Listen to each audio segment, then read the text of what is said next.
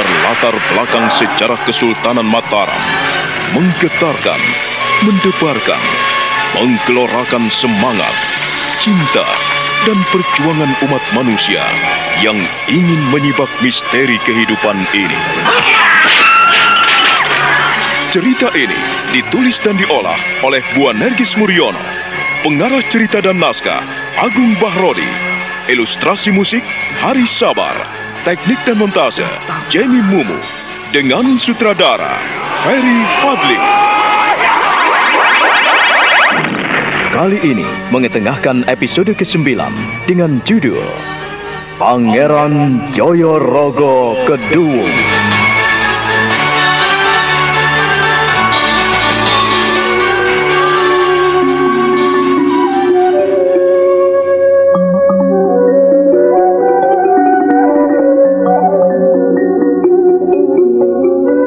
Pangeran Jayorogo terkejut sekali ketika mendengarkan kutukan ibunya. Ia diam, menahan kegeraman. Ia kehilangan muka di depan Panji Wirobumi. Ia tidak berani membalas tatapan mata kedua orang tua itu. Nyai Kajoran menahan amarahnya, dan ia tidak sabar lagi menghadapi putranya yang keras kepala. Aku tidak bisa berbuat banyak untukmu, Jayorogo. Aku tidak bisa berbuat banyak. Kau telah mendengar kata-kataku. Boleh juga tidak. Ibu tidak bisa menahanmu karena kau sudah dewasa. Kau telah menjadi penguasa yang memiliki kehormatan, kedudukan, kekuasaan, kekayaan, harta benda. Tetapi satu yang kau lupa, Gir. Kau tidak mau melihat siapa dirimu. Kau tidak mau menggunakan perasaan. Ibu menyesal. Ibu menyesal. Kanjeng Ibu, kau boleh terus melanjutkan rencana-rencanamu. Kau boleh terus lanjutkan semuanya itu. Tapi ibu peringatkan, Kanjeng Ramamu, Kang Masmu Senopati, Kang Masmu Sutowijoyo, dia tidak akan pernah menghendaki perpecahan. Dia tidak akan pernah menginginkan kerusuhan terjadi pada putra-putranya.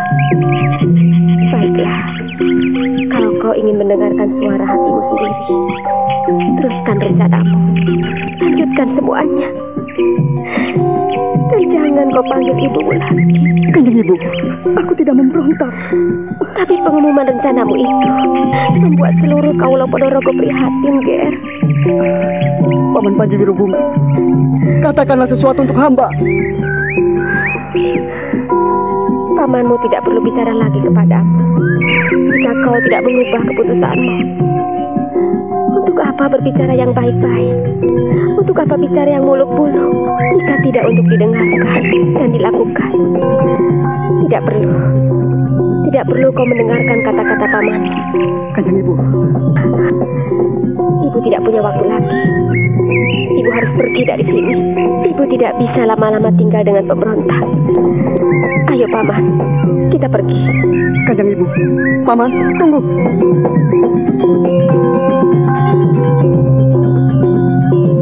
Kau tidak perlu menahan ibu. Tidak ada yang perlu dipertahankan lagi, Ger. Biarkanlah kami pergi. Kanjeng Ibu, hamba tidak rela jika Kanjeng Ibu mengutuk putranya sendiri. Ibu tidak rela Mataram menjadi terpecah belah dan saling mengkhianati. Kalau kau mengingat dan mengikuti Pugar, terserah. Lepaskan dan jangan pegang ibumu. Kanjeng Ibu, sekali lagi ibu bilang, lepaskan. Kanjeng Ibu, Kanjeng Ibu. Nyai Kajoran mengipaskan kainnya yang dipeluk Jayorogo. Perempuan tua itu pun meninggalkan Pangeran Jayorogo meratap. Patih Panji Wirobumi mengiringi langkah perempuan tua itu. Hati mereka sedih sekali menghadapi kekerasan hati Pangeran Jayorogo. Apa pula semua ini? Mengapa terjadi begini? Siapa yang membocorkan rahasiaku? Siapa? Aku akan bunuh mereka satu persatu. Aku akan membiarkan mulut-mulut lancang itu terus berkoar. Jayorogo tidak akan pernah membiarkan pengkhianat. Aku akan bunuh mereka jika mereka terus berbicara. Wah, iya.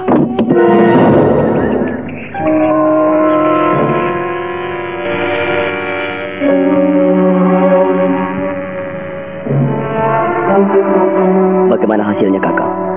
Tidak banyak, adik Genironggo. Aku tidak tahu apa yang akan dilakukan Jayorogo.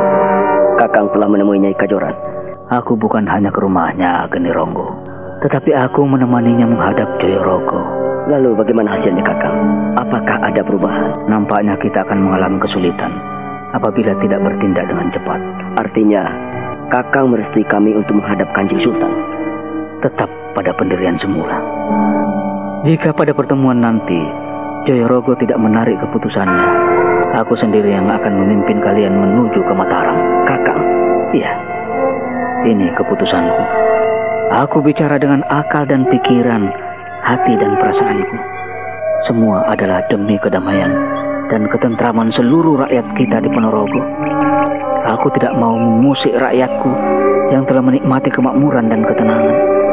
Ya, apakah kau sudah bertemu dengan Wulan? Justru inilah yang kami pertanyakan, Kakang Panji Wirobumi. Beberapa hari terakhir ini, kami tidak melihatnya. Kata Pangeran Joyorogo, dia diutus untuk menjemput sahabat-sahabatnya, kawan-kawan pendekar untuk memimpin para teruna yang telah kita pilih. Drubikso, benar-benar manusia berhati raksasa. Kesalahan seperti itu tidak bisa kita ampuni. Tapi baiklah, kita bersabar, Adi Genironggo. Dalam suasana panas seperti ini, kita jangan ikut terbakar. Dalam suasana perkobaran api yang menyala-nyala seperti ini, kita harus mampu menjadi air, agar api itu tidak terus berkobar. Kau tahu maksudku, Adi Genironggo? Aku tahu, Kakang. Satu-satunya jalan, masih ada harapan. Kita harus bertemu dengan Wulan. Nampaknya hanya Wulan yang bisa menasihati Joyorogo. Ibunya tidak didengarkan. Lalu kemana kita harus mencari perempuan itu, Kakang? Jika Yang Maha Kuasa memperkenankan, pasti ia akan segera muncul. Atau aku khawatir jika Joyorogo telah melenyapkan perempuan itu, Kakang.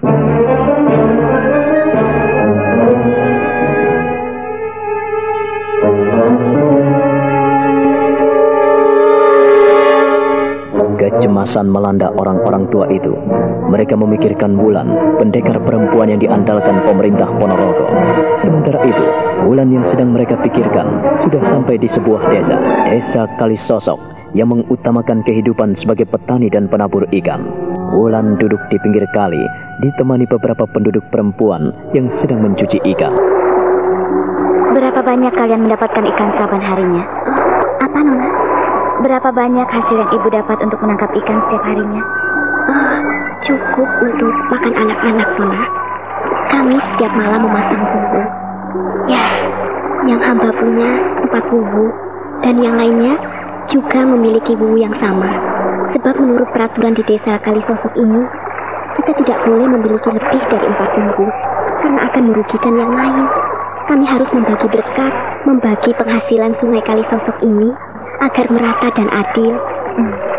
Sebuah kebijaksanaan yang arif. Aku senang mendengarnya. Berapa anak ibu? Anak-anak hamba ada 4 orang, Gusti. Gusti sendiri bagaimana? Kalau aku sendiri belum sempat memikirkannya, Bu. Sebab masih banyak yang harus kukerjakan. Apakah pekerjaan Gusti Putri? Prajurit. Apa? Gusti. Iya, saya sebagai prajurit. Kenapa ibu terkejut? Terus terang, hamba terkejut, Gusti. Ampunkan hamba. Memang tidak wajar seorang perempuan menjadi prajurit. Tapi, apakah Ibu Wineh tidak pernah mendengarkan bagaimana Kanjeng Ratu Suhita memimpin Laskar Mojopahit?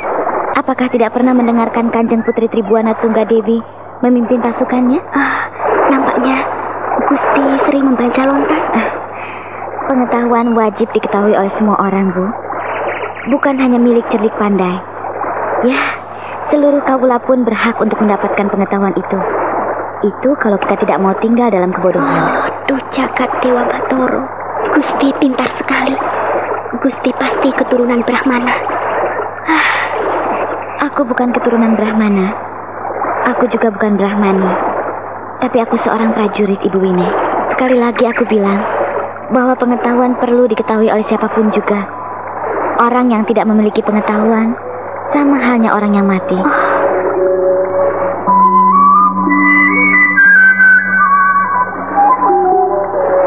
Ampunkan hamba, Gusti. Hamba benar-benar orang bodoh. Kehidupan hamba sehari-hari hanya membersihkan ikan dan menjualnya ke pasar. Hamba memang bodoh. Barangkali Ibu Wineh belum memiliki kesempatan.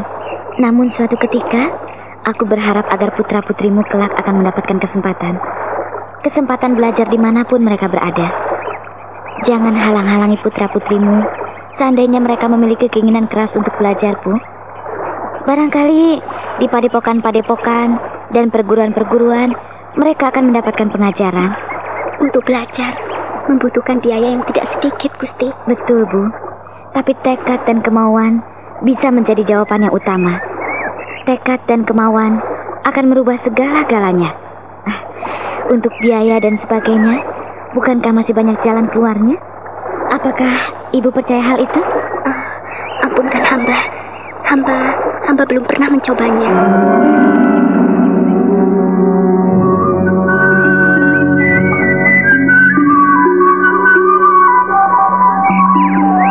Rakyat yang bodoh akan mudah jatuh dan terperosok dalam lumpur nista.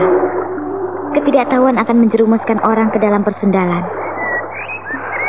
Jagat Dewa Batara, hamba baru mendengarkan perempuan bicara seperti itu. Semua harus ada yang memulainya, Ibu. Ingat-ingatlah pesanku. Kalau aku bisa melakukannya, maka putra-putrimu pun harus bisa melakukannya. Baiklah, aku sudah selesai mandi dan pakaianku pun telah kering. Aku harus meninggalkanmu. Sampaikan salamku pada anak-anak dan suamimu. Aku harus pergi dulu, Bu. Gusti baik sekali. Terimalah ini. Hanya 2 real. Pergunakanlah. Barangkali putra-putrimu membutuhkannya. Kalau kelak mereka sampai di Ponorogo, carilah Wulan. Mbok Wineh memandang Wulan dengan mata berkaca-kaca. Perempuan itu terharu sekali melihat prajurit perempuan yang gagah perkasa. Wulan sekali lagi tersenyum sebelum akhirnya berbalik dan meninggalkannya. Perempuan tua itu memandang kepergian Wulan sampai Wulan lenyap di antara semak belukar dan hutan rimba Kalisosok.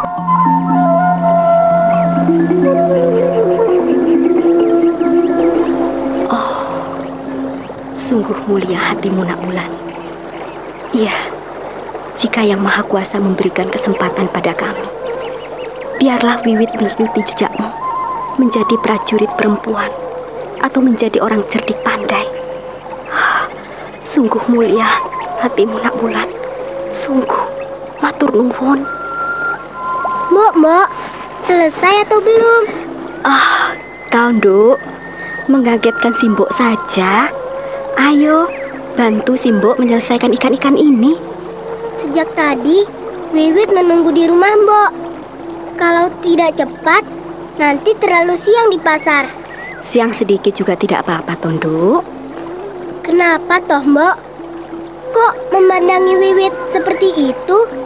Apa ada yang aneh padaku? Tidak, Nduk. Sudahlah. Ayo bantu Simbok menyelesaikan mencuci ikan ini. Sudah bersih begini, apalagi yang mau dicuci? Kalau sudah bersih, ya angkatlah wuwu itu. Ayo kita bawa ke pasar. Ada apa toh, Mbok? Kok memandangku seperti itu? Tidak apa-apa, Nduk. Sudahlah. Ayo kita angkat ke pasar. Simbok ini aneh-aneh saja. Sama anaknya sendiri memandang kok seperti itu. Tidak. Simbok tadi melihat perempuan cantik sekali. Apa, Mbok? Simbok tadi melihat seorang perempuan cantik. Terus secantik Wiwit? Iya, secantik kau. Dia cerdik dan pintar. Kalau begitu, tidak sama dengan Wiwit. Wiwit kan bodoh. Kau mau jadi orang pintar? Ya, mau. Kalau jadi orang bodoh terus, nanti dimakan orang pandai. Nduk. Apa, Mbok? Apa? Sejak tadi kulihat Simbok ini aneh-aneh saja. Kelak, kau harus menjadi perempuan yang pintar. Simbok akan menitipkan kamu pada Nak Wulan. Siapa itu Wulan? Shh, jangan keras-keras. Habis, Simbok membuat aku bertanya-tanya. Siapa itu Wulan? Iya, nanti kalau sudah tiba saatnya, Simbok akan memberitahukan kepadamu. Simbok akan antar kamu. Wulan? Gusti Wulan, jangan sembarangan. Kan Wiwit tidak tahu, Mbok. Yang tahu hanya Simbo. Mana Wiwit tahu siapa itu Wulan? Gusti Wulan, siapa, Mbok? Ia seorang perempuan yang cerdik dan pintar yang saat ini tinggal di Ponorogo. Di Ponorogo? Mana itu, Mbok? Ponorogo itu letaknya di Jawa Timur, jauh dari sini. Kalau kita berjalan kaki, makan waktu sampai berhari-hari. Sudahlah, semoga Yang Maha Kuasa nanti bisa mempertemukan dirimu dengan Gusti Wulan. Mbok Wineh dan Wiwit putrinya meninggalkan Kalisosok. Mereka menuju ke pasar untuk menjual ikan yang berhasil mereka tangkap dari wuwu yang dipasangkan suaminya pada sore hari. Hati Wineh penuh harapan akan putrinya yang nampak menunjukkan kelebihan yang lain dengan anak sebayanya. Kita tinggalkan mereka, kita menuju ke istana Kadipaten Ponorogo, di mana Pangeran Jayorogo mengumpulkan orang-orang kepercayaannya di ruang pribadinya.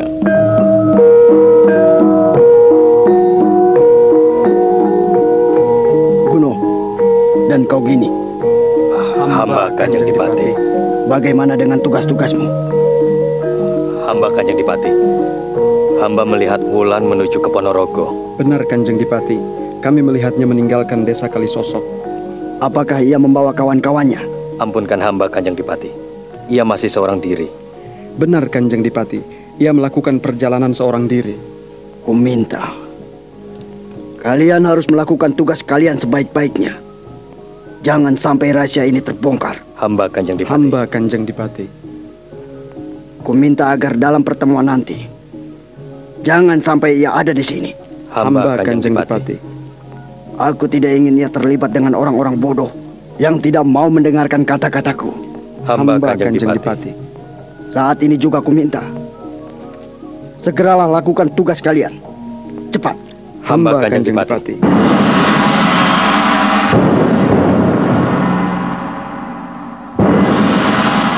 Gono dan Gini, kedua prajurit perkasa kepercayaan Pangeran Jayorogo itu, akhirnya meninggalkan Kadipaten Ponorogo. Mereka berkuda meninggalkan istana Kadipaten. Setelah itu, mereka pun membawa 20 orang prajurit pilihan meninggalkan kota Raja Ponorogo.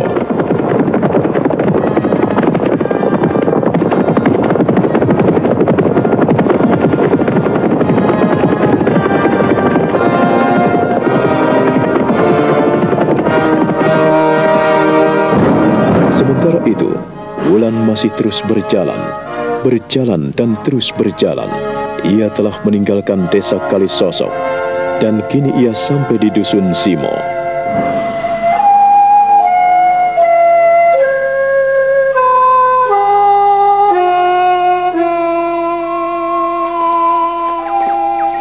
Tak ada yang lebih indah dari hidup di alam yang bebas.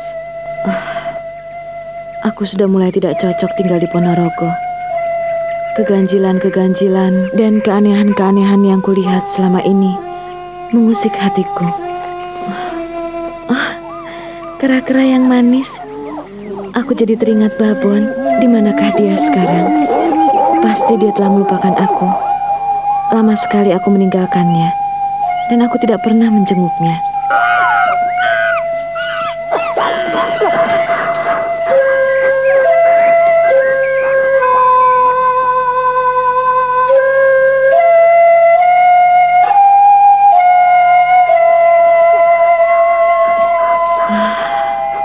Mungkin Babon sudah beranak pinak. Aku tidak tahu lagi bagaimana nasibnya. Tapi dia memang monyet yang baik, yang setia. Dia menangis saat kutinggalkan. Aku benar-benar kehilangan sahabat-sahabat terbaikku. Sukmo dan Doran menghilang tak tahu rimbanya. Babon monyetku juga telah tiada. Ia telah kembali pada alam yang bebas. Kemana? Ia pasti telah melebur kembali pada lingkungannya. Pasti Babon telah beranak pinak.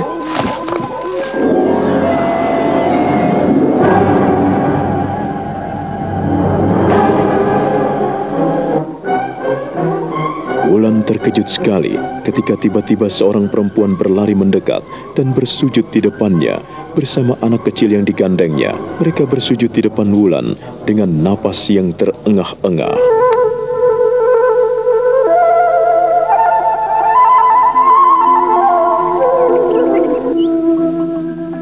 Bukankah kau...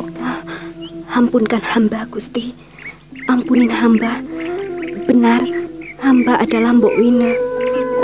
Dan ini putri hamba, si Wiwit. Oh, Mbok Wina? Dan kau, Wiwit? Ampunkan hamba. Wiwit, haturkan sembah. Ampunkan hamba, Gusti. Nama hamba Wiwit. Umur hamba 10 tahun. Untuk apa kalian mengikuti perjalananku? Ada apa, Mbok Wine? Apakah ada yang dapat kubantu? Ampunkan hamba, Gusti. Hamba ingin menitipkan putri hamba pada Gusti. Menitipkan anakmu? Iya, Gusti. Ampunkan hamba. Aku tidak tahu harus menjawab apa kepadamu, Mbok Wine. Bukannya aku keberatan menerima putrimu untuk ikut aku. Tapi ketahuilah, pada saat ini aku mengemban tugas yang amat berat dari Kanjeng Dipati Jayorogo, penguasa utama di Ponorogo. Masih banyak rintangan, tantangan, dan gangguan yang harus kuhadapi. Jadi bagaimana aku harus menjawab semua permohonanmu ini? Maaf, bukannya aku menolakmu. Hamba, Gusti, apapun yang terjadi, hamba menitipkan putri hamba ini, si Wiwit, agar Gusti sudi mendidiknya, agar tidak sebodoh seperti simboknya ini. Hamba, Gusti. Hamba ingin ikut Gusti. Kemanapun Gusti pergi, hamba mau belajar bersama Gusti. Ampunkan hamba, Gusti.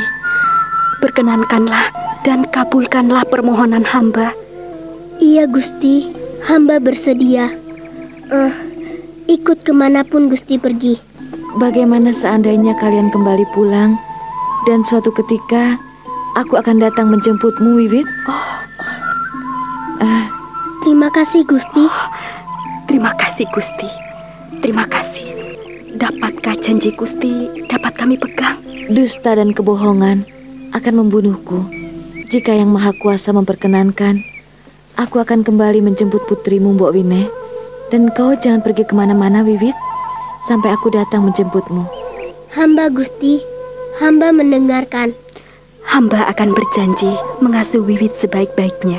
Untuk itu, kembalilah ke rumah kalian. Kembalilah dengan damai sejahtera. Aku berjanji akan datang ke Kalisosok. Biarkanlah aku pergi. Hamba, Gusti. Hamba, Gusti. Wulan tersenyum kepada mereka, lalu berbalik dan meninggalkan Wineh dan Wiwit. Wiwit melompat meninggalkan simboknya, dan ia bertolak pinggang ingin meniru kegagahan Wulan, pendekar yang cantik namun nampak perkasa. Wiwit memandang kepergian Wulan dengan tersenyum, lalu ia berbalik mendekati simboknya. Mbok, ada apa, Nduk? Besok, Wiwit ingin jadi seperti Gusti Wulan. Iya gagah ya, Mbok? Iya, kau harus bisa seperti Gusti Wulan, agar kau menjadi pintar, cerdas, dan kau bisa menjadi seorang prajurit. Prajurit, Mbok? Jadi, Gusti Wulan seorang prajurit perempuan? Iya? Iya, Nduk. Gusti Wulan adalah seorang prajurit perempuan. Ia gagah, perkasa, dan simbok lihat gerakan-gerakannya gesit sekali.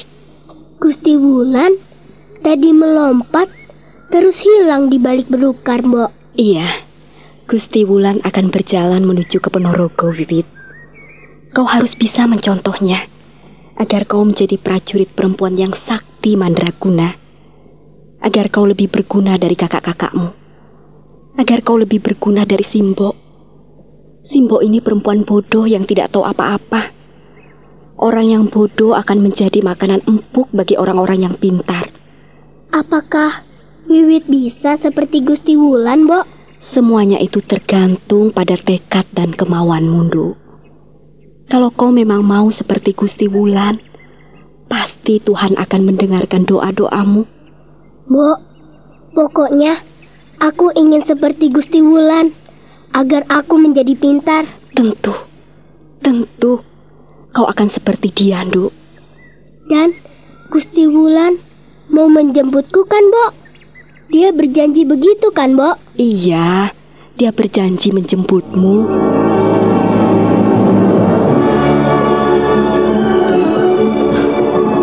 Rombongan apakah? Iya. Serombongan orang-orang berkuda. Apa yang mereka inginkan? Biarlah aku menyelinap di sini.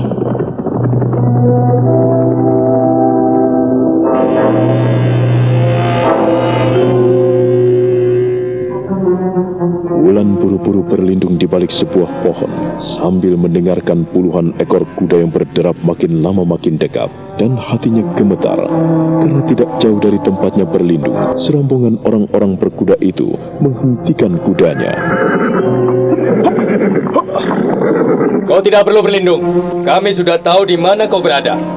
Perempuan cantik, keluarlah dari persembunyianmu. Iya, lekaslah kau keluar dari persembunyianmu. Kau telah kami kepung. Apakah aku perlu memberikan pelajaran pada mereka? Nampaknya mereka bermaksud jahat. Mereka berpakaian serba hitam. Baiklah, aku akan ladeni mereka. Kau tidak perlu sembunyi. Kau telah dikepung dan kami tahu persembunyianmu. Apabila kau tidak juga keluar, kami akan meringkusmu dengan paksa. Lekaslah keluar. Kami tidak main-main. Bagus kalau kau mau keluar dari persembunyianmu. Perempuan cantik, mengapa kau menyusup-nyusup? Siapa kau? Hingga kau berani keluyuran di tengah hutan seperti ini. Seharusnya akulah yang bertanya kepada kalian. Apa maksud kalian mengganggu perjalanan seseorang? Apa salahku? Atau kalian pembuat onar? Jangan banyak bicara. Kau telah menghadapi Guno dan Gini. Kakang, bagaimana? Terserah kau. Ayo, tangkap dia. Kau telah mendengar sendiri, anak cantik. Jika kau mau baik-baik ikut dengan kami, maka kami tidak akan memaksamu. Tetapi kalau kau melawan kami, maka kau sendiri akan tahu akibatnya. Sudah kuduga, kalian memang orang-orang yang ingin berbuat jahat. Baiklah, kalau memang itu yang kalian inginkan, maka aku pun tak segan-segan meladeni kalian. Ayolah, kalian maju. Tidak perlu ragu-ragu. Atau kalau perlu, temanmu yang 20 orang yang masih di sana, majulah bareng-bareng. Aku tidak akan mundur selangkah pun. Jangan sombong kau perempuan. Kau belum tahu bagaimana perkasanya kedua tanganku ini ya. Ayolah, jangan banyak bicara.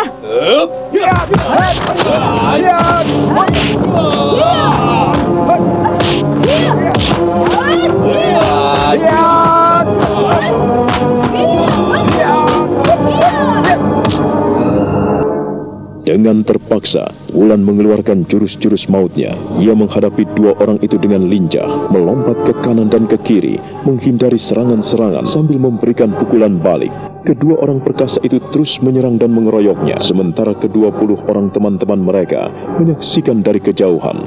Perlahan-lahan mereka berlompatan dari atas punggung kuda dan membentuk lingkaran untuk memberikan pagar betis, memagari perkelahian sengit antara Wulan dan kedua temannya.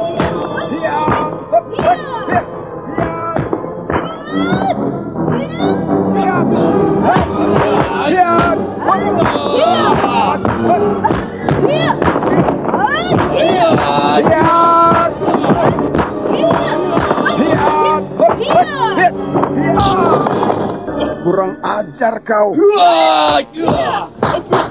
Rasakan ini.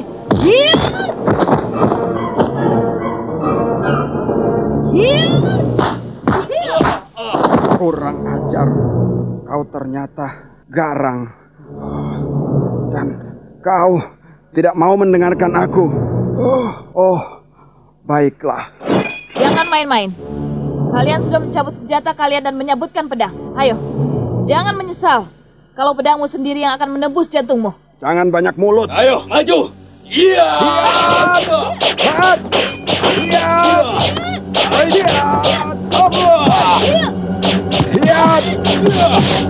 Tangkap! Wulan tidak peduli lagi. Ia mengadakan sapuan-sapuan maut. Ia melompat sambil berputar hingga beberapa orang terpelanting karena mendapat pukulan, mendapat tendangannya, dan ia melihat 20 orang itu makin mengepung rapat. Maka ia mengambil kesempatan melompat ke atas dahan.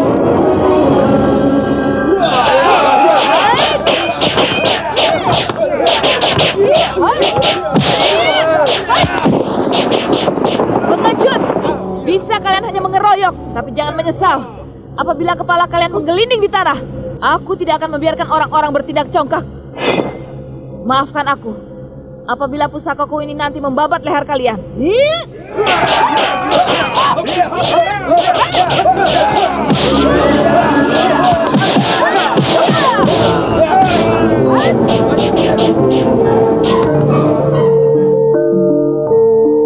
Jadi, Paman Panji Wirobumi tidak setuju apabila aku ingin menunjukkan sesuatu pada Dimas Prabu. Bagaimanapun juga, Kanjeng Pangeran adalah saudara tua Kanjeng Sultan. Tetapi, bukankah Kanjeng Panembahan Nyokrowati sudah mendapatkan kepercayaan dari pemerintah Mataram? Hamba tidak mau dikatakan sebagai pengkhianat. Paman Panji Wirobumi, saya tidak berkhianat. Tetapi Paman Panji Wirobumi bisa lihat, kalau Paman Indronoto saja mendapat wilayah yang cukup luas, mengapa saya hanya mendapatkan Ponorogo yang sangat sempit? Aku masih butuh wilayah yang lebih luas. Kanjeng Pangeran, sebuah kepercayaan itu mahal harganya, lebih mahal dari segalanya. Lalu bagaimana nanti seandainya Kanjeng Panembahan tidak mempercayai lagi pada Kanjeng Pangeran? Terima kasih atas nasihat Paman. Tetapi Paman juga harus berpikir, mengapa aku mengambil keputusan seperti itu? Kanjeng Pangeran, sebelum Pamong Praja berkumpul besok pagi, hamba mohon Kanjeng Pangeran sudi menimbang dan merenungkan kembali apa yang telah menjadi rencana Kanjeng Pangeran. Hamba hanya orang tua. Hamba juga ingin sedikit mengingatkan apa yang telah disampaikan Nyai Kajoran. Kanjeng Ibu telah mengutukku, Paman, dan ia tidak akan berkompromi lagi denganku. Untuk itulah hamba mohon Kanjeng Pangeran sudi menimbang-nimbang kembali. Baiklah, Paman. Nasihatmu ku dengar. Tetapi jangan lupa, besok pagi kumohon Paman sudi hadir dan ikut memberikan pertimbangan. Hamba, Kanjeng Pangeran. Tetapi hamba berpesan, Kanjeng Pangeran jangan marah dan jangan menyesal apabila nanti para pamong praja istana Kadipaten Ponorogo tidak menyetujui apa yang menjadi rencana Kanjeng Pangeran. Nampaknya Paman Wirobumi telah mengetahui semuanya. Hamba ini orang tua, belajar dari pengalaman dan sejarah kehidupan hamba. Hamba tidak ingin Kanjeng Pangeran jatuh. Sebab bagaimanapun juga, hamba melihat Kanjeng Pangeran memiliki prestasi yang luar biasa. Dalam waktu singkat, Ponorogo menjadi makmur. Bukankah itu suatu keberhasilan? Iya. Terima kasih atas perhatian Paman Panji Wirobumi. Ampunkan hamba, Kanjeng Pangeran. Hamba mohon, Kanjeng Pangeran jangan menyalahkan hamba apabila para sesepuh maupun pamong praja di Ponorogo ini tidak sehati dan sepikir. Jangan sampai Kanjeng Pangeran menurunkan tangan besi. Hamba mengerti, Paman. Iya. Sudahlah. Jangan susah dan terlalu memikirkan apa yang besok kita rundingkan. Setidak-tidaknya, saran dan pendapat Paman dapat saya renungkan. Terima kasih. Terima kasih, Kanjeng Pangeran. Ingat, jangan sampai Kanjeng Pangeran menyesal di kemudian hari.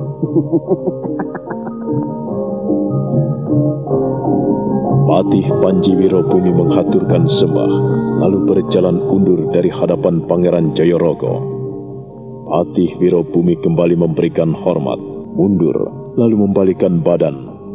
Tetapi buru-buru Pangeran Jayorogo turun dari tempat duduknya. Ia setengah berlari dan mengejar Patih Panji Wirobumi. Paman! Paman Wirobumi! Tunggu, Paman. Ampunkan hamba, Kanjeng Pangeran. Tunggu sebentar, Paman. Aku ingin bicara dengan Paman. Apa yang perlu Kanjeng Adipati bicarakan dengan hamba? Hanya itu yang bisa hamba sampaikan dan sarankan untuk kebaikan Kanjeng Adipati. Demi kebaikan Ponorogo. Ya, hanya demi rakyat Ponorogo, hamba menyampaikan semua itu. Paman, kumohon agar Paman tidak menyampaikan hal ini pada mereka. Karena aku sendiri yang akan menyampaikan. Apa yang Paman usulkan dan sarankan padaku akan kupikirkan dan kurenungkan. Terima kasih. Hamba mohon diri, Kanjeng Pangeran.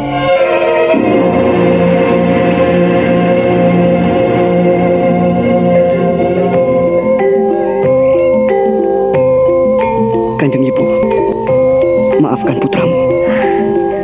Tak ada yang perlu dimaafkan. Kanjeng Ibu, saya tidak ada maksud sedikit pun untuk membelot dan melepaskan diri dari Mataram. Hanya saja aku ingin menunjukkan sedikit pada Dimas Prabu. Kau tidak mendengarkan nasihat orang tuamu, Metotot.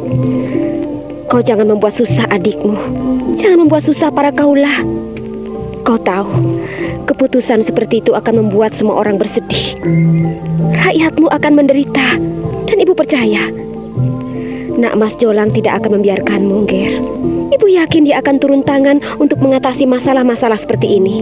Apa kau benar-benar menutup mata atau melupakan apa yang pernah dilakukan Kang Masmu, Puger Kajuron?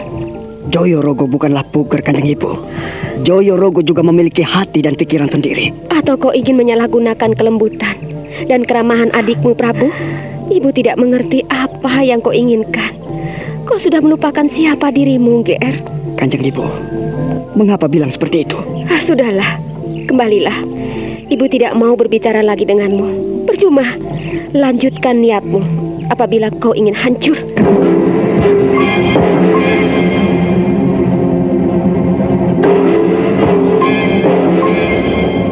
Kanjeng Ibu, kumohon, Kanjeng Ibu sudi menarik kutukan dan sumpah Ibu padaku. Tidak mungkin ludah yang sudah Ibu buang Ibu jilat kembali, Joyorogo. Artinya Kanjeng Ibu mengutukku dan rela aku celaka. Rela. Tunggu. Dalam keadaan seperti ini, masih juga kau menyalahkan ibumu. Dari apakah hatimu, Joyorogo? Bagaimana pikiranmu? Bagaimana perasaanmu? Ibumu telah memperingatkanmu. Tetapi kau tak mendengarkan sedikit pun. Ibu bukannya mengutuk dan ibu bukannya menyumpah. Tetapi itulah yang telah keluar dari dasar hati ibu. Kanjeng Ibu, aku tidak tahu apa yang harus kulakukan. Jika semua ini ternyata salah, di mana Kanjeng Ibu? Sementara aku sudah menyampaikannya pada orang-orangku, dan aku tidak mungkin mencabut atau menarik kembali apa yang sudah kusampaikan pada kaulaku. Kalau kau tahu dan kalau kau sadar akan apa yang kau ucapkan, akan apa yang telah kau lakukan, tentu saja kau akan menimbangnya lebih matang dan menganggap manusia orang yang lebih tua. Nasi telah menjadi bubur. Kanjeng Ibu, mungkinkah ku tarik kembali apa yang telah kusampaikan kepada mereka? Semua ada pada dirimu sendiri, Ger. Kau memiliki hati, kau memiliki kepala. Dengarkan apa yang ada dalam hati dan kepalamu itu. Orang tua tidak bisa memaksamu. Lebih-lebih orang tua seperti ibu.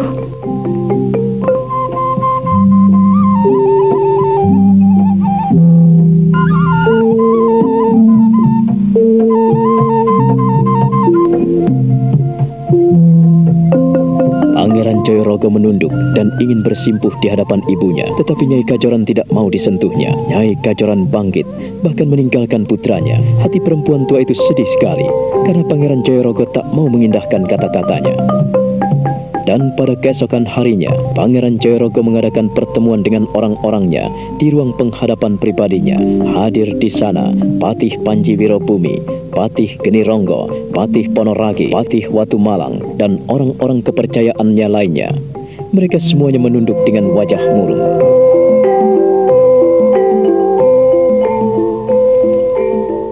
Seperti yang telah kusampaikan pada 2 pasar yang lalu, 10 hari yang lalu, bahwa aku bermaksud untuk tidak seboh di Mataram. Sebagai sikapku pada Dimas Prabu, bahwa Ponorogo sudah waktunya untuk memiliki suatu pemerintahan sendiri. Aku minta saudara-saudara semua bisa mengerti keputusanku. Bagaimana Paman Wirobumi? Ampunkan hamba, Kanjeng Adipati. Hamba sebetulnya keberatan dengan keputusan itu. Akan tetapi, jikalau Kanjeng Pangeran menghendakinya, hamba tidak bisa berbuat apa-apa. Ibarat hamba ini hanya kaki. Kanjeng Pangeran adalah kepala hamba. Kalau segala kehidupan ini diatur oleh satu orang, maka semuanya akan menjadi baik. Seperti halnya tubuh kita diatur kepala kita. Namun kepala ini tidak ada artinya jika memerintahkan tanpa menggunakan hati dan perasaan. Artinya, Paman tidak setuju apa yang telah kusampaikan. Begitu, Paman Panji Wirobumi. Bukannya hamba tidak setuju, tetapi nampaknya keputusan Kanjeng Pangeran kurang tepat. Adakah usul-usulmu, Paman Panji Wirobumi? Hamba tidak ada usul. Hamba tidak ada saran. Bagaimana, Paman Pati Genironggo? Ampunkan hamba, Kanjeng Adipati. Bukannya hamba tidak setuju, tetapi seperti Paman Pati Wirobumi, hamba pun terasa berat sekali jika harus melepaskan diri dari Mataram. Dan hamba menyesal sekali jika pengerahan para pemuda selama ini untuk maksud dan tujuan yang kurang baik. Kau tidak ada usul atau saran untukku, Paman? Ampunkan hamba, Kanjeng Pangeran. Ampunkan hamba. Hamba ini apa? Ampunkan hamba. Hamba tidak bisa menyarankan sesuatu. Paman Watu Malang, apakah kau tidak mengusulkan sesuatu dan bagaimana pendapatmu? Aku ingin mendengarkan sesuatu. Salam dan hormat hamba, Kanjeng Adipati. Ampunkan hamba. Hamba ini orang tua. Jadi hamba... Kau juga keberatan seperti paman-paman yang lain? Ampunkan hamba. Karena kami ini orang-orang tua, jadi takut melakukan kesalahan. Takut menyalahi aturan leluhur. Sebab apa yang telah digariskan oleh para leluhur kita, pantang untuk kami langgar, pantang untuk kami tantang. Paman Pati Watu Malang, tidak ada yang menentang dan tidak ada yang menyimpang dari tatanan dan adat leluhur. Di sini yang akan kita lakukan adalah sesuatu yang baru, sedikit pembaharuan dan pembenahan dari apa yang ada. Jadi bukanlah suatu penyimpangan. Apalagi ada orang yang mengatakan ini suatu pengkhianatan. Sama sekali tidak. Kalau begitu hamba tidak bisa berpendapat apa-apa. Dan bisa kuambil kesimpulan, kalau paman-paman semua tidak mendukung keputusanku. Bukannya tidak mendukung, Kanjeng Pangeran. Tetapi hamba dan kami semua yang hadir di sini memikirkan apa yang baik dan apa yang terbaik bagi Ponorogo. Bagi kami semua dan bagi seluruh rakyat Ponorogo. Juga semata-mata demi kewibawaan Kanjeng Pangeran Jayorogo. Jikalau saudara-saudara tidak menyetujui keputusanku, setidak-tidaknya pikirkanlah hal ini sebagai renungan. Kita tidak akan pernah maju jika hanya mengikuti kaidah-kaidah lama. Kita tidak akan pernah maju jika tidak mau mendengarkan suatu pendapat yang lebih baru. Kita tidak akan pintar jika kita tidak mau belajar dari pengalaman. Kita tidak akan pernah menjadi orang besar jika kita tidak mau menerima masukan-masukan yang lebih baru. Tetapi apa yang kita dengar, apa yang kita rasakan, apa yang kita lihat, dan apa yang kita nikmati, bukankah semua itu butuh kita pikirkan dan renungkan? Kita tidak bisa langsung makan beras, Kanjeng Pangeran. Iya, Kanjeng Pangeran. Beras yang kita dapat baru bisa kita makan dan nikmati jikalau kita tanam terlebih dahulu. Rasanya juga semakin nikmat jika kita makan dengan sayur dan lauk pauk.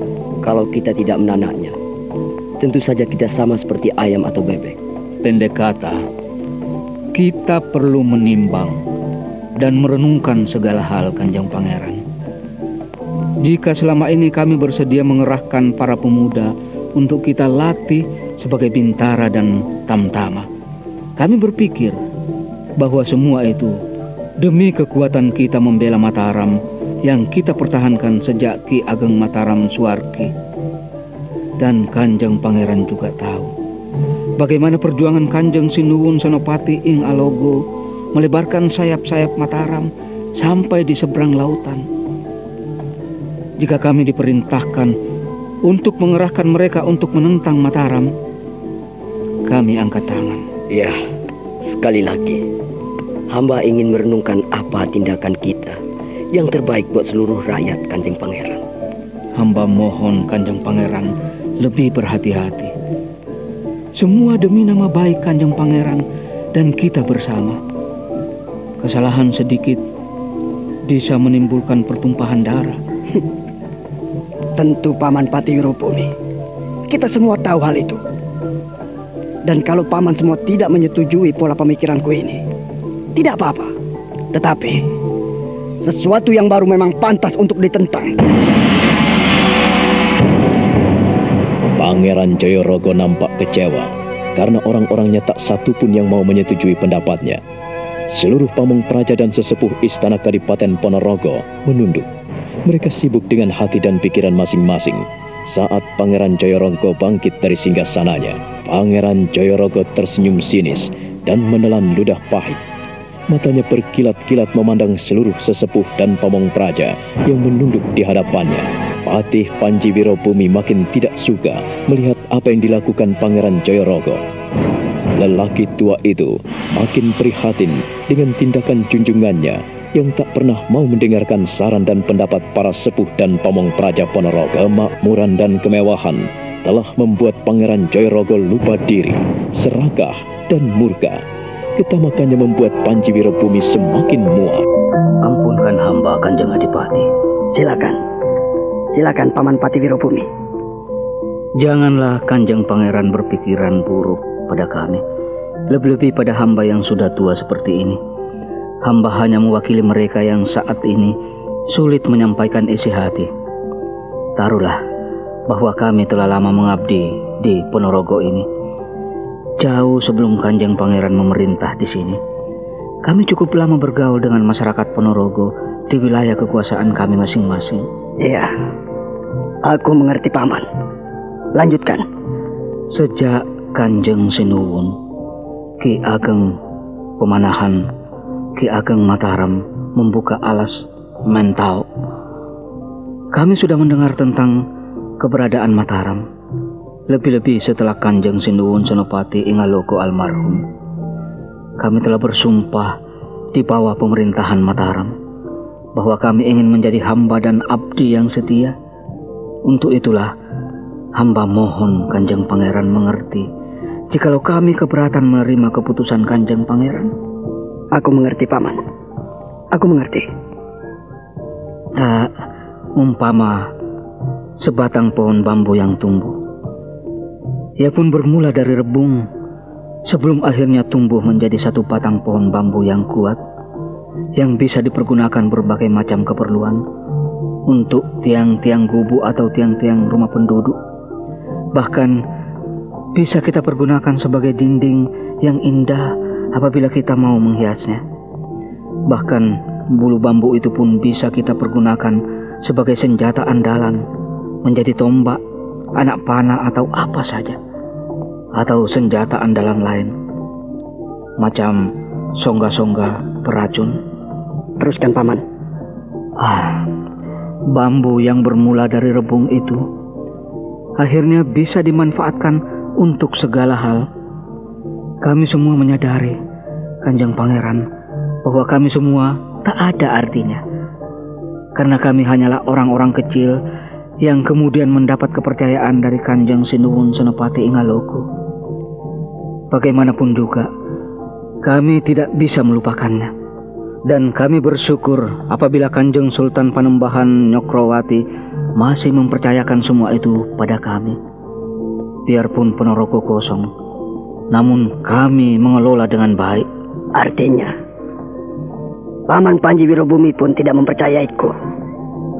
Tanpa aku pun kalian bisa memerintah. Begitu? Ampunkan hamba, Kanjeng Pangeran. Bukan begitu yang hamba maksudkan. Lalu mengapa? Paman Panji Wirobumi nampak keberatan sekali dengan keputusanku. Nampaknya sulit sekali menerima pembaharuan dan pola pemikiranku yang lain dari apa yang dilakukan Dimas Prabu. Sekali lagi hamba hanya ingin menunjukkan bahwa kita tidak boleh melupakan asal-pasal kita. Kita harus ingat bagaimana masa-masa menderita, masa-masa perjuangan, dan masa-masa bergulat dengan maut. Seperti apa yang pernah Kanjeng Pangeran lakukan saat memerangi Kanjeng Pangeran Puger di Ungaran sampai di Jatisari, dekat tanah Prambanan. Pengorbanan Mataram begitu besar akibat ulah Kanjeng Pangeran Puger yang saat ini harus tinggal di Kudus di bawah pengawasan Kanjeng Tumenggung Godemestoko Pangeran Indronoto. Paman Pati Wirobumi mengancam aku.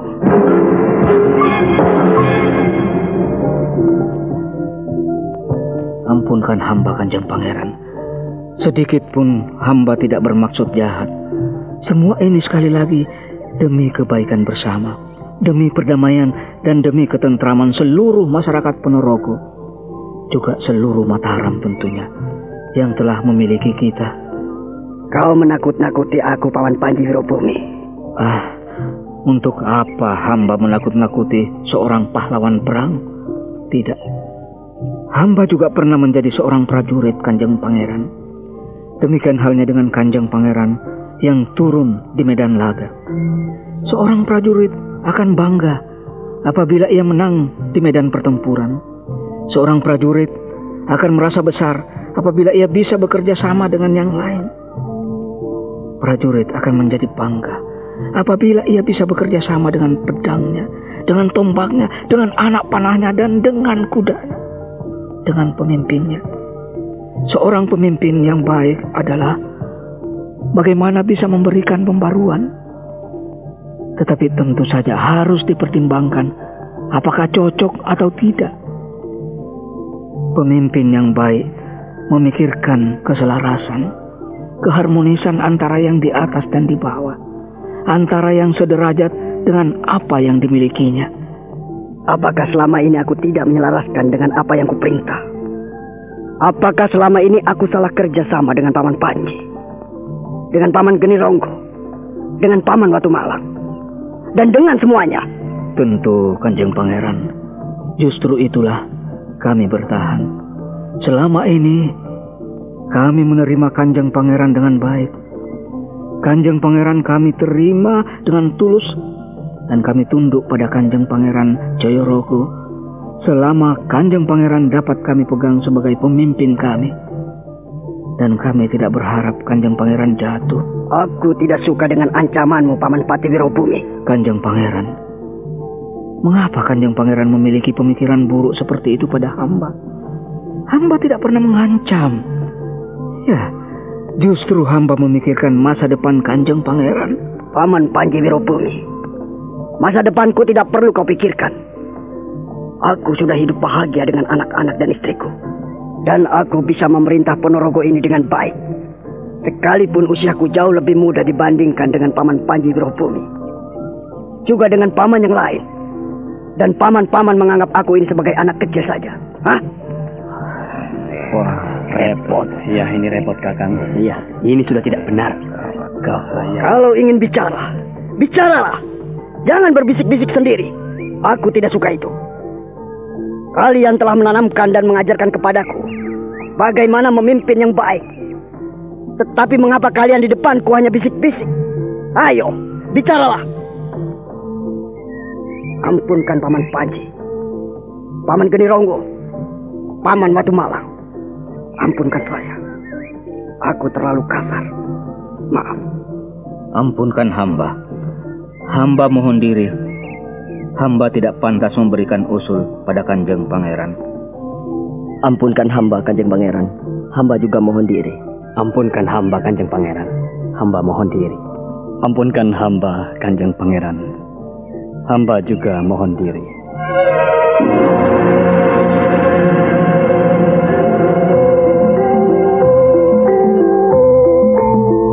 Pangeran Jayorogo hanya bisa diam dan melotot saat Panji Wirobumi pergi dan undur dari hadapannya. diikuti oleh Geni Ronggo, Watu Malang, Ponoragi, dan sesepuh yang lain. Sementara para pamong praja yang masih seusianya masih duduk di depannya.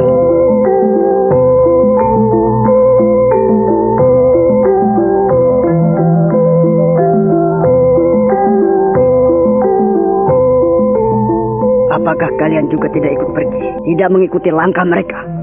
Ampunkan hamba, Kanjeng Dipati. Bagaimana? Bagaimana, Guru? Ampunkan hamba. Barangkali Paman Panji, Paman Geni Ronggo, Paman Watu Malang, dan Paman Ponoragi agaknya benar. Dan mereka patut untuk bersikukuh pada pendirian mereka. Dan kau setuju pada pendapat mereka? Hamba, Kanjeng Pangeran. Hamba ini masih terlalu muda. Jadi tak ada salahnya jika mendengarkan saja. Lalu bagaimana pendapatmu sendiri tentang keputusanku, Guru? Bagaimanapun juga sebuah keputusan itu adalah yang terbaik. Lebih-lebih Kanjeng Pangeran adalah seorang pemimpin, panutan hamba. Hamba hanya bisa tuturi handayani. Dan kau bisa menerima pemikiranku? Ampunkan hamba, Kanjeng Pangeran. Jikalau keputusan Kanjeng Pangeran merupakan yang terbaik, hamba akan tetap mengikuti perintah. Kau adalah prajurit yang baik. Tentu saja tahu bagaimana perasaan seorang prajurit yang dihina. Kanjeng Pangeran merasa dihina? Iya. Mereka tampaknya benar-benar tak mau dengar aku lagi. Itulah yang membuat aku kecewa. Mereka meremehkanku. Maksud Kanjeng Pangeran, apakah Kanjeng Pati Wirobumi mengecewakan Kanjeng Pangeran? Terus terang iya. Orang-orang semakin tua, semakin repot, semakin kehilangan kearifannya. Aku semakin tidak simpati. Selama ini aku senang sekali pada Paman Pati. Tapi kali ini, ia mengecewakan aku. Tapi setidak-tidaknya, pemikiran dan pertimbangan beliau amat berguna bagi Kanjeng Pangeran. Kau tidak bisa menggurui aku, Guru. Paman Pati Panji Wirobumi telah terpengaruh oleh Adimas Prabu. Ia sudah tidak mau mendengarkan aku lagi. Ia lebih suka dengan Adimas Jolang dibandingkan dengan aku. Tapi mereka harus tahu, Joyorogo tidak akan pernah mundur. Joyorogo akan menunjukkan sesuatu yang terbaik buat mereka. Kanjeng Pangeran, apabila Paman Panji Wirobumi bersikukuh pada pendiriannya, barangkali ia melihat masa depan Ponorogo. Ampunkan hamba, bukan maksud hamba melecehkan Kanjeng Pangeran. Bukan, tetapi setelah berpikir gagasan-gagasan beliau itu bagus sekali. Artinya, Ponorogo tidak layak memisahkan diri dari Mataram. Tak pantas memiliki kekuasaan sendiri, wewenang sendiri, dan pemerintahan sendiri. Kanjeng Pangeran, bagaimanapun juga memiliki wewenang dan kekuasaan jauh lebih berarti dan berharga bagi seorang prajurit. Tetapi seseorang seperti hamba ini hanya pantas untuk memenggal musuh apabila terjun di medan peperangan. Hamba tidak berhak untuk menghentikan kawan-kawan hamba sebelum mendengarkan perintah Kanjeng Pangeran. Sekarang, seandainya Kanjeng Pangeran memerintahkan hamba untuk mengerahkan prajurit-prajurit di Ponorogo ini, tentu saja hamba bersedia. Baiklah kalau begitu. Persiapkan prajurit-prajurit Ponorogo yang terlatih yang mendukung kita. Bagaimana dengan yang lain? Hamba, Kanjeng Pangeran. Hamba bersedia mendukung Kanjeng Pangeran. Hamba pun bersedia. Terima kasih atas dukungan kalian. Ku minta kalian tetap berada di pihakku.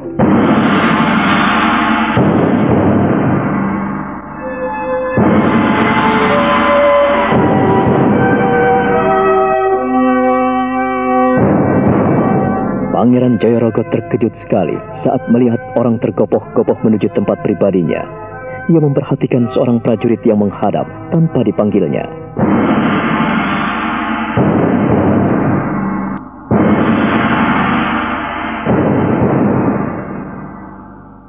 Guru, suruh Guno masuk.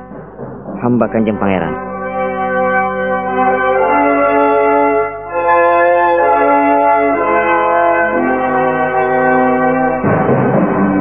Ampunkan hamba Kanjeng Pangeran. Hamba menghadap tanpa dipanggil. Bagaimana dengan tugasmu, Guno? Ampunkan hamba Kanjeng Pangeran. Kami belum bisa. Maaf. Perkenankan hamba bicara empat mata. Ada apa? Bagaimana?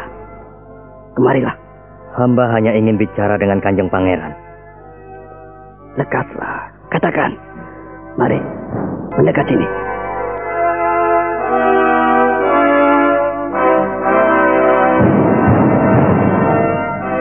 Guno melangkah dan mendekat seraya merangkak, menghaturkan sembah beberapa kali sebelum akhirnya berdiri dan melangkah ke ujung ruangan bersama Pangeran Jayorogo. Kuno membisikkan sesuatu pada Pangeran Jayorogo, dan Pangeran Jayorogo mengerutkan dahinya sambil mengangguk-angguk. Ada sesuatu yang mengusik hatinya.